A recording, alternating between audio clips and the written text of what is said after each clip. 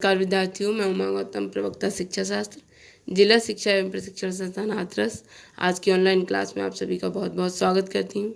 और हम बात कर रहे हैं डीएलएड चतुर्थ सेमेस्टर के सेकेंड अनिवार्य पेपर शैक्षिक प्रबंधन एवं प्रशासन की, जिसके अंतर्गत हम अपनी पिछली क्लास में बात कर रहे थे भौतिक संसाधनों का प्रबंधन की। तो भौतिक संसाधनों के प्रबंधन में हम विद्यालय भवन, विद्यालय छात्रावास भवन, विद्यालय प्रयोगशाला भवन एवं विद्यालय पुस्तकालय भवन पर विस्तार पूर्वक चर्चा कर चुके हैं। और उसी क्रम में आगे बढ़ते हुए आज हम चर्चा करेंगे खेल तथा खेल के मैदान का प्रबंधन, विद्यालय फर्नीचर, शैक्षिक उपकरण, विद्यालय स्वच्छता, शौचालय, पेयजल व्यवस्था एवं इसका प्रबंधन किस प्रकार से किया जाए। तो सबसे पहले हम बात करते हैं खेल एवं खेल के मैदान की, जिसमें मतलब खेल के मैदान की या खेल का प्रबंधन किस प्रकार से किया जाए। तो हम जानते हैं कि शिक्षा जो है वो संपूर्ण विकास की प्रक्रिया मानी जाती है।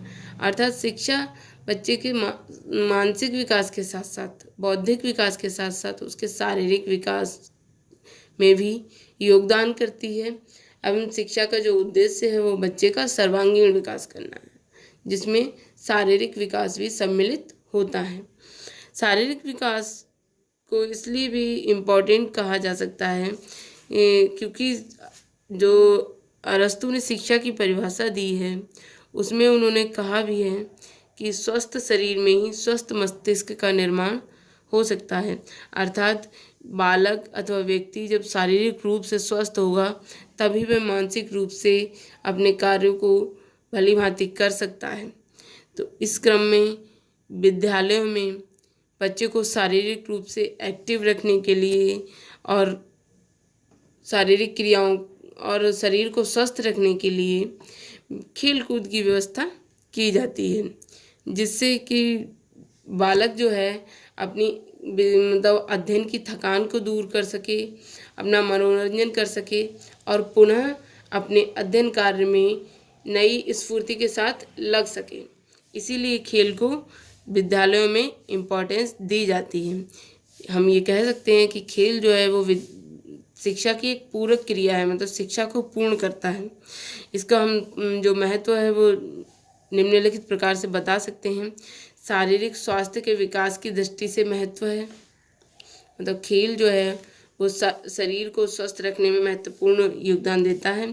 सामाजिक सक्षमताओं के विकास की दृष्टि से, शिक्षा में विकास की दृष्टि से, सकारात्मक सोच एवं सहनशीलता की दृष्टि से, छात्रों के स्वास्थ्य के अनुरक्षण एवं विकास की दृष्टि से खेल के ये जो महत्व हैं, मतलब इस दृष्टि से खेल जो है बहुत ही महत्वपूर्ण है। इसके साथ ही साथ छात्रों की आंतरिक प्रवृत्तियों की अभिव्यक्ति एवं विकास की दृष्टि से भी खेल महत्वपूर्ण है।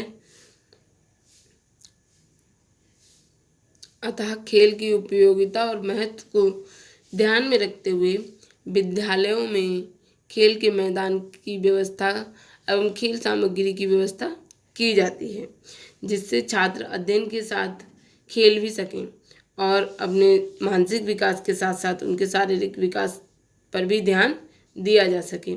हम कह सकते हैं कि खेल के मैदान के बिना विद्यालय जो है वो अपूर्ण है या अधूरा है। और जो विद्यालय की मान्यता का जो क्रम होता है, उसको मान्यता के जो आधार होते हैं उसमें खेल के मैदान का भी विशेष महत्व रखा गया है। मतलब जिन विद्यालयों में खेल का मैदान पर्याप्त रूप से छात्र संख्या के अकॉर्डिंग या विद्यालय के अकॉर्डिंग नहीं है, तो उन विद्यालयों को मान्यता प्राप्त नहीं हो पाती है। छात्रों के समुचित विकास में खेल के मैदान का विशेष महत्व होता है। मतलब छात्र जो है इसमें अनेक गुणों को खेल के मैदान में सीखता है, जैसे जिसमें सकारात्मक सोच और सहनशीलता हो गई। जब बच्चे ग्रुप में खेलते हैं तो उनमें सकारात्मक सोच का विकास होता है और सहनशीलता भी बढ़ती है। अतः हम कह सकते हैं कि विद्यालय में जो है एक उचित माप का खेल का मैदान होना चाहिए।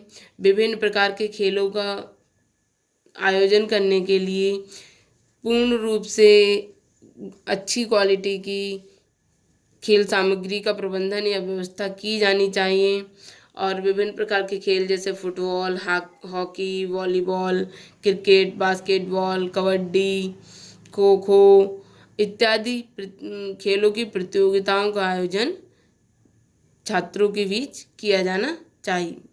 इससे बच्चों में खेल भावना का विकास होता है, मतलब वह एक दूसरे के प्रति हारने या जीतने के बाद भी किसी ईर्ष्या का, द्वेष का अनुभव नहीं करते हैं और खेल के मैदान में ही इन गुणों का विकास किया जा सकता है। अतः विद्यालय में खेल के मैदान, पर्याप्त लंबाई चौड़ाई के खेल के मैदान की आवश्यकता होती है, जिससे कि समय समय पर खेलों का आयोजन किया जा सके। अब हम बात करते हैं विद्यालय फर्नीचर की। तो विद्यालय को जो है समाज का लघु रूप माना जाता है और विद्यालय समाज को, क्योंकि विद्यालय जो समाज को ऐसे व्यक्ति प्रदान करता है जो जैसे उस समाज की आवश्यकता होती है, जो समाज चाहता है विद्यालय वैसे ही व्यक्ति, छात्रों को वैसे ही व्यक्ति बनाकर समाज को प्रस्तुत करता है। बालक जो विद्यालय में पढ़ने आते हैं तो और वहाँ पर अपने दिन का जो है अधिकतम समय बिताते हैं, वहाँ पर विद्यालय में जो है बच्चों में अनेक गुणों का विकास किया जाता है, जिनसे वो राष्ट्र के लिए एक अच्छे नागरिक के तौर पर अपना योगदान दे सके। अतः शिक्षक का ये उत्तरदायित्व तो माना जाता है कि वह बालक के विकास पर पूर्ण रूप से ध्यान दे और उनको अनेक गुणों को और अनेक क्रियाओं को सीखने के लिए प्रेरित करता रहे। लेकिन केवल शिक्षक ही बालक के विकास में योगदान नहीं देता है। संपूर्ण विद्यालय की परिस्थितियाँ, संपूर्ण विद्यालय में जितने भी भौतिक संसाधन उपलब्ध होते हैं वह सभी बालक के विकास में महत्वपूर्ण योगदान देते हैं, जिसमें आता है विद्यालय के फर्नीचर। विद्यालय का फर्नीचर जो है बालक के विकास में महत्वपूर्ण योगदान देता है, क्योंकि विद्यालय का फर्नीचर जो है बालक को उचित रूप से अध्ययन करने की जो सुविधाएं हैं वो उपलब्ध कराता है। इसीलिए विद्यालय में छात्र संख्या के अकॉर्डिंग और अच्छे फर्नीचर की व्यवस्था होनी अत्यंत आवश्यक हो जाती है, जिसमें हम कह सकते हैं कि प्रत्येक कक्षा में छात्रों की संख्या के अनुसार मेज और कुर्सियों का प्रबंधन होना चाहिए और इस बात का ध्यान रखना चाहिए कि एक सीट पे 2 छात्र ना बैठें, अर्थात उन्हें अलग अलग ही बिठाना उचित रहता है और इससे पढ़ने और लिखने में उन्हें कोई असुविधा नहीं होती है।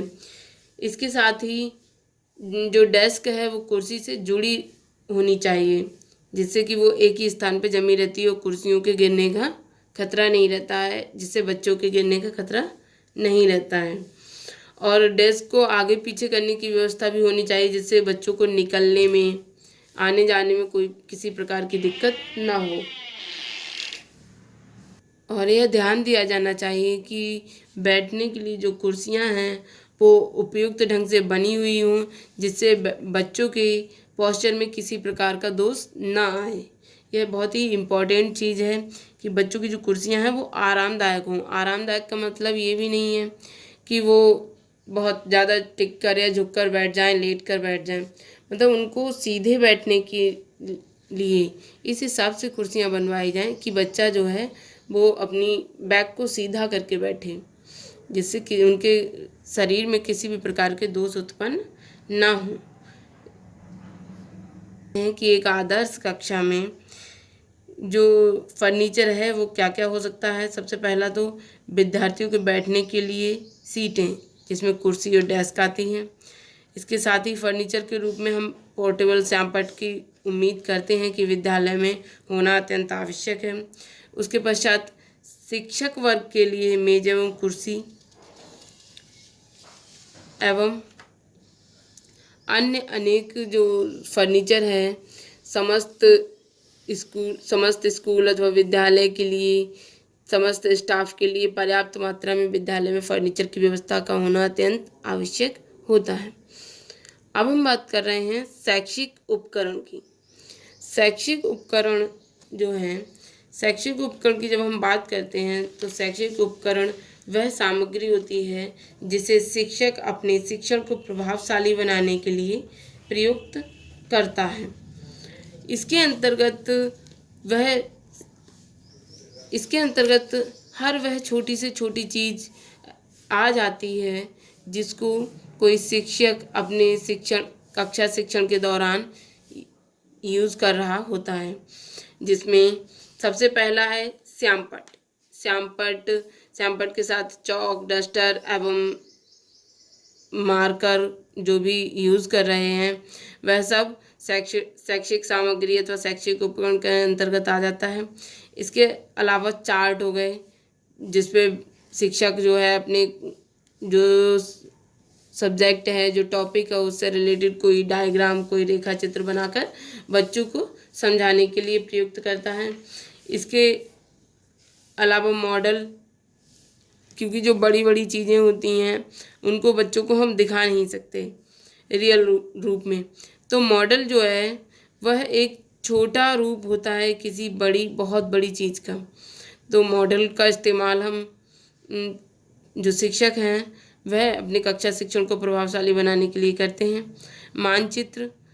मानचित्रों से बच्चों को मतलब प्रत्येक स्थान की भौगोलिक स्थिति के बारे में स्पष्ट करने के लिए मानचित्रों का होना विद्यालय में अत्यंत आवश्यक है, जिसमें स्थानीय मानचित्र, राष्ट्रीय और अंतर्राष्ट्रीय स्तर के मानचित्रों का होना जरूरी होता है, ताकि बच्चों में जो स्थान की जो संकल्पना है, जो दिशाओं की, जो हम कह सकते हैं कि पूरे संसार की जो मानचित्र है वह बच्चों में मतलब बच्चों को समझ में आना चाहिए, विद्यालय में उपलब्ध होने चाहिए, जिससे कि बच्चे उसका इस्तेमाल कर सकें।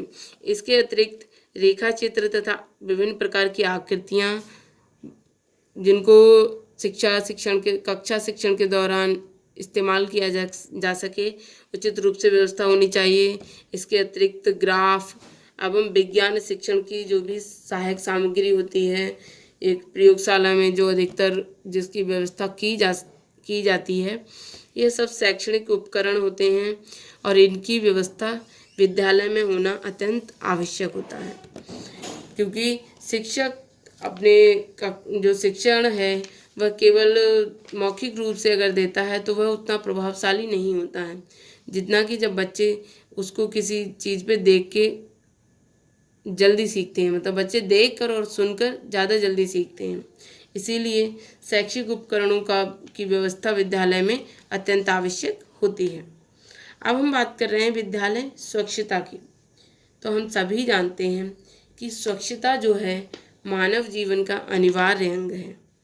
मतलब स्वच्छता अगर कहीं पर नहीं है तो वह भवन, चाहे वह हमारा घर हो, चाहे विद्यालय हो, कितना भी सुंदर बना हो, अगर वह साफ स्वच्छ नहीं है तो वह देखने में बेकार लगेगा और वहाँ पर किसी के आने का मन भी नहीं करेगा।